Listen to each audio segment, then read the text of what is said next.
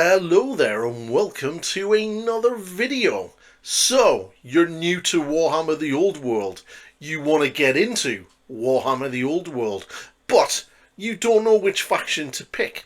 Well, allow me to introduce you to the factions of Warhammer the Old World, where I deep dive quickly all of the factions in the game to help you choose the faction that you want to play.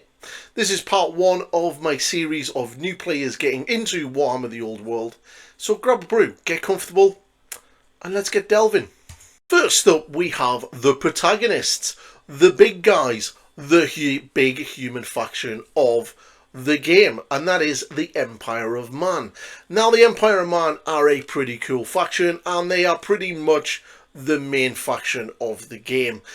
All of the main story narratives generally filter through the Empire, and they're a pretty solid army on the tabletop. But why would you want to play the Empire of Man? Well, maybe you have a little bit of a thing for the Holy Roman Empire. Maybe you like the Germans. Maybe you like state troops with handguns and halberds and big giant hippogriffs. There's all of it there. Your army is pretty much a human-based army, so expect a lot of toughness 3, and you have a lot of, obviously, relatively strength 3 troops as well. And you get a lot of generic stuff, but you also have that nice little sprinkle of high fantasy in there. And on the plus side, you get tanks.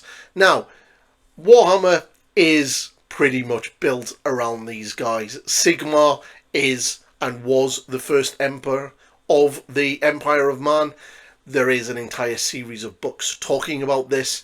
It is where most of the story is centered around, and if you play Warhammer the Old World on Total War 3, you'll probably have met Karl Franz, who walks around with Gal Maraz. That's right, the Warhammer, the logo for the game. The Empire are a pretty cool faction. You have state troops, handgunners, cannons, cavalry, knights, tanks, big monsters, magic, and big-ass heroes. There's everything that you could probably want in a faction in this faction. The next faction is the Dwarfs. The Dwarfs are pretty cool. Big fun favourite of mine are the Dwarfs, and they are pretty awesome. Ripped entirely straight out of Tolkien's works. The Dwarfs are your classic short and stunty, hard and lofty. They pretty much live underground. They have giant keeps, and they like heavy armour and big hammers and big axes. They're quite fond of airships, cannons, and generally getting stuck into it. You'll also have naked dwarfs who are ginger and naked with big axes. And these guys literally have sworn a death oath to die. If you want to play the dwarf army, you're going to be having an army that is moving incredibly slow. They'll probably move about 4 inches a turn, and you're pretty hardy. You're going to have a pretty decent armor save. Most of the time you're probably going to be wearing heavy armor, unless you are a dwarf slayer, therefore you don't have an armor. And you're going to be hitting like a absolute freight train. You won't get any of the crazy monsters or anything like that, but you do get crazy things like gyrocopters, cannons, slayers with axe throwers, which will make Jason Momoa jealous, and all sorts of other really cool stuff. One of the biggest things about this faction is they don't use magic, but they do have runes, which they cast upon an anvil of doom. And you pretty much are sturdy, hard, and quite annoying to take off objectives. So all in all, Dwarfs are pretty cool faction. Next up, we have the Mary Sues of the faction. That's right, the High Elves. The High Elves are pretty much involved in pretty much all the major dramas that the old world has to offer. They are even heavily involved in the end times. We'll not talk about the end times. The end times upsets people, so let's ignore the end times. The High Elves are a pretty awesome faction. They are an incredibly elite army. You have probably got some of the best ranged units in the game, some of the best battle line spear units in the game, and they've got some pretty badass units with giant swords. Pretty much the High Elves have it all. They have dragons, cavalry, flying chariots pulled by eagles, guys entirely from head to foot in heavy armour with two-handed broadswords, which are absolutely really good. And you even have an entire sub-faction of your army that has a thing for lions, which is kind of cool. The High Elves are a really good faction to start out on because they're all plastic, which is really quite nice. There are a few notable exceptions with a couple of resin miniatures in there, but the vast majority of your range is plastic, which makes it really easy to get into them. And you can pick them up quite easily. There is a lot of old sets from the Islands of Blood to get you in there. But the army itself offers a lot for new players, and they're relatively simple to use. Next up, we have the other human faction, and this faction likes horses. That's right, it's the Bretonian of Man. They basically the Frenchmen of the setting. The Bretonian are essentially feudal European, whereas the Empire is kind of like the Holy Roman Empire in the Renaissance. The Bretonian faction are essentially a faction that is built around feudal Europe, and they haven't really got out of the 12th and 13th century.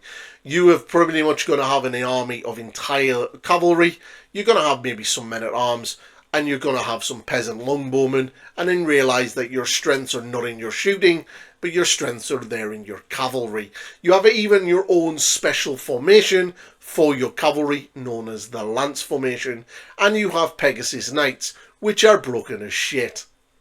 You have big Royal Pegasuses, and you have Ladies of the Lake. The general lore behind the Bretonians is they worship a god in a lake, the Lady of the Lake, because there's a lot of Camelot and King Arthur in this faction. And they pretty much worship an elf, and they drink elf bathwater to make themselves super soldiers. They are pretty cool. Now, if you like a faction that likes a lot of horses and want to paint a lot of heraldry on your horses, then this is definitely the faction for you. If you don't like horses, then you're probably not going to like this faction, unlike the Bretonians, and the rumour has it they like them a lot. For monetization purposes, I'm not going to say how much they like their horses, but they do like their horses a lot. Winkety wink wink. Next, we have the Wood Elves. The Wood Elves are the grumpy old men of the faction. They don't like trespassers. They will stab your ball with a knife if it goes on their lawn. They are really antisocial. Unless you're a Bretonian, and then they'll kind of let you in. They're pretty much run by a couple of gods, and they really like their bows. They have access to dragons, which is always a good thing. They like running around half naked and covering themselves in war paint and dancing. And they like swords. Did I mention that they like bows and arrows? The High Elf, the Wood Elf faction are a very cool faction for new players. If you enjoy painting greens and browns, or even oranges, you can base your army around the seasons of the year. Have a summer, a spring, an autumn, or even a winter themed army, which looks very cool. They also have access to dragons, like I said, and they live in magical forests, which also want to eat you. That's right, they have magical trees that support them, that are really pain in the arse and like to eat and kill people, because nothing says a friendly forest like a tree with claws. They are a pretty cool faction for new players because you're going to get a really strong ranged game. They can pump out some incredibly accurate shooting, and it's like almost playing a game of Warhammer 40k, but with magic and giant tree monsters and general shenanigans. So yeah, the Wood Elves, a pretty cool faction. Finally, to round out the good guy factions, if you can call them all good guy factions, is the newest army on the block, the Grand Cathay.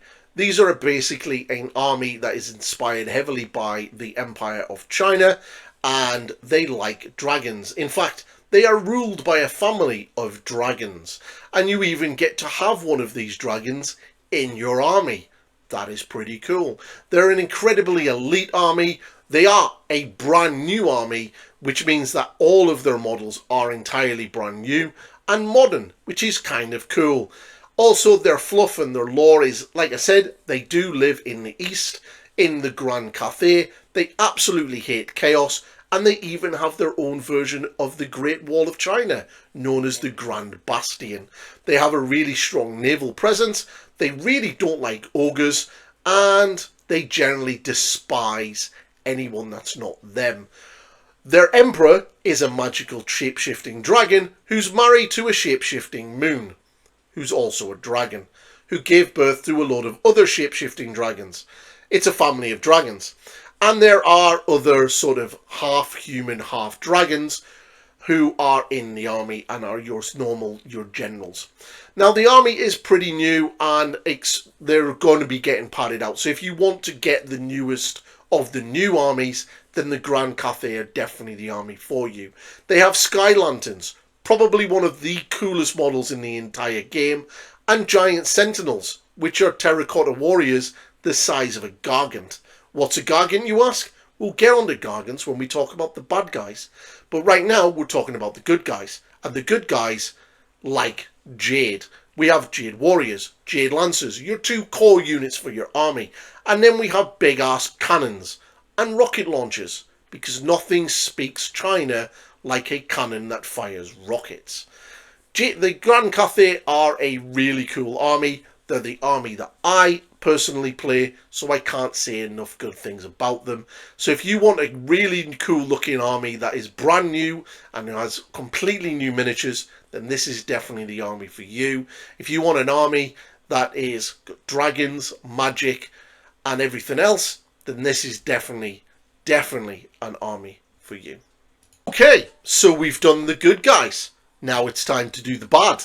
And we can't get any worse than these ones, which are the Warriors of Chaos. These are the big bad of the setting. They are the bad guys of bad guys. Think humans and Vikings who went north and found dark gods of chaos and become incredibly corrupted. They literally walk around from head to toe in the coolest of the cool looking armour and are absolute 1980s metal. They really are metal. If they're not a screaming an 80s cover band, then there's something seriously wrong. But it's not just the Warriors of Chaos that make up this army. They also have the Nausicaa, or commonly known as the Marauders. These models suck ass. Hopefully one day Games Workshop will update these. But until then, you can enjoy the amazing Marauder miniatures and the Marauder Horsemen. Now, they are essentially the clans of Nausicaa, which are basically Vikings, and they live in a place called Nausicaa, and they like to raid and pillage the Empire and other southern lands of humans. This army is pretty much a ground and pound army. The army has heavy infantry, it has some fast moving cavalry, but the army is relying a lot on melee combat, and they can really do it good. They have some amazing heavy cavalry which will absolutely shatter most units, and they get access to some pretty cool looking monsters. Shaggoths, dragon ogres and the like. They are a really tough cookie. Now, one of the coolest things about them, if you are going to get into them, is the battalion box can be pretty much made into a 2,000 point army straight out of that box, which makes it one of the cheapest armies to get into, which is kind of cool. So yeah, if you like 1980s heavy metal covers, then the Chaos Warriors are for you. If you just like being the bad guy, then they are definitely for you. The Chaos Warriors. Next up, we have the Orcs and Goblins. The Orcs and Goblins are really cool. They used to be cooler. They used to have a rule called animosity, which basically meant that your guys would fight and squabble amongst each other rather than stick to the battle plan. They no longer have that, which is a shame, but they're still really cool. One of the things you need to remember about Orcs and Goblins, especially Orcs, is if they're fighting, they're winning. So they never lose because they're always fighting. And they're really, really, really awesome. Not like that horrible, weak, crappy orc from Lord of the Rings. No, no, no, no, no. These orcs are big, they're green, and they're incredibly mean. You have a various different strands of greenskins in this army. You have the smallest ones, which are your snotlings, then you have your goblins, and then you have your orc boys, and then you have your black orcs, and then you have your big bosses. And they are a really fun faction to collect and paint. And they have some really cool units. You've got your big black orcs, entirely encased in armour. You have your boar boys, you have your chariots, and you even have your gargants, your ale-guzzling gargants, which are basically drunken giants. How cool is that? You have goblins riding wolves, you have goblins firing goblins on catapults and using them as artillery, which is even cooler, and you even have little crazy mushroom eating goblins known as night goblins, who have a unit known as fanatics, which they hide in their units and fire them out like little chain on balls whirlwind of death. They are a fun faction, and they have pretty much everything that you would need to start into your world of playing the old world. They've got solid infantry. I would say they've got okay shooting. They have magic, and they have cavalry, and they have big monsters as well. So you kind of get the best of everything. Next up, we have another Chaos faction. In fact, you could probably say these are the OG Chaos faction. I would probably say that they're the ugly stepchild that Games Workshop doesn't know what to do with. This faction has been passed around more than Bonnie Blue. They've been in Warhammer Fantasy Battle, to Age of Sigmar, and then turfed back into the old world. They are literally being used and abused. They are a really cool faction though, because they're just giant goat men.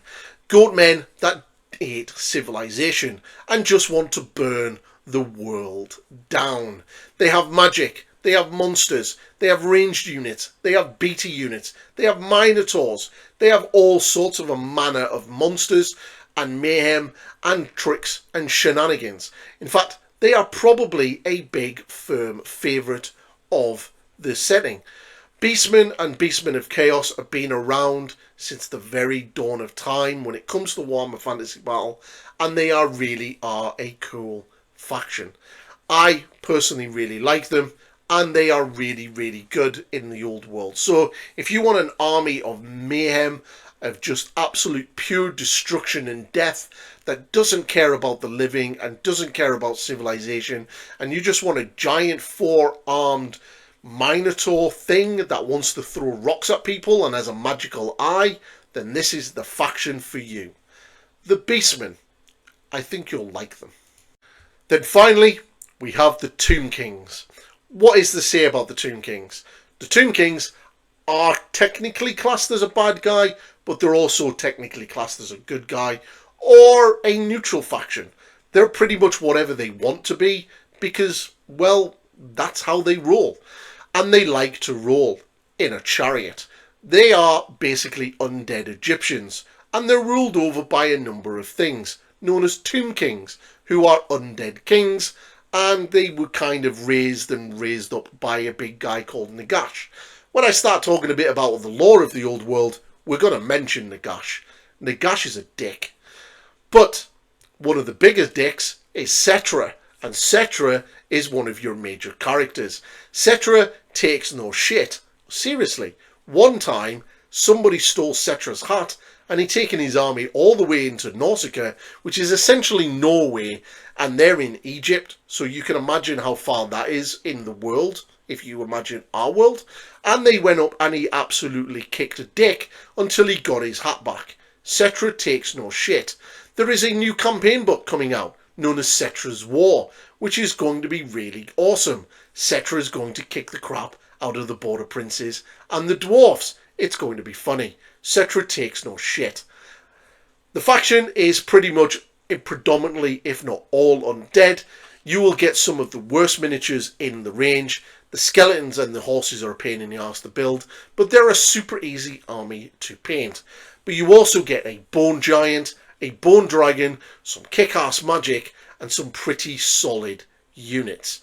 So yeah, they have it all. They even have weird snake monsters with dudes surfing their heads. Yeah, they are really cool. So that's my delve into Warhammer the Old World. A quick fire round of all of the factions. Which faction are you going to pick? Which faction picks your eye? Which faction really gets you excited? Because one of the most important things about getting into a new war game is to pick a faction that you really resonate with. You're going to be building and painting and playing with this faction for quite some time. So you might as well really enjoy them. I personally really enjoy the Cathay, and I've got a soft spot for the High Elves and the Beastmen and the Dwarfs. In fact, I have hobby Tourettes. I like them all. They're like Pokemon. I have to have them. So yeah, this is my video. If you do like what I'm doing, please like, subscribe, share and all of that good stuff. But most importantly, please subscribe. My channel really needs it. One day, I'd like to be a Warhammer shill. So please, subscribe. Catch you in the next one. Goodbye for now.